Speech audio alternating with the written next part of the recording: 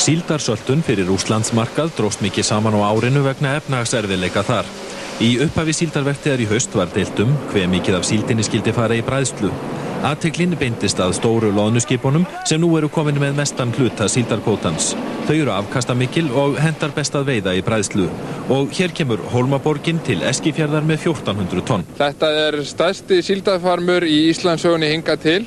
En skipstjórinn, hann ætti þó að geta gert betur því að þó að skipið sé nokkuð síð eins og sést, þá það samt ekki með fullfermi. Við höfum beða bauki þess og salta og flaka síld og salta flög og við höfum ekki haft neitt út úr því, nema skaðan og skömmina.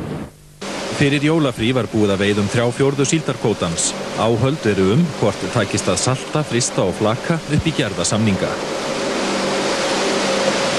Í upphafi árs var loðnukvótinn á vertíðinni aukinn rúmlega helming eftir að fiskifræðingar höfðu skilað niðurstöðum stofnmælinga. Já, þetta góður búnykkur og það veitir ekki af. Þegar upp var staðið í lok vertíðar í vor hafði þó ekki tekist að veiða nema 500 af 600.000 tonna loðnukvóta.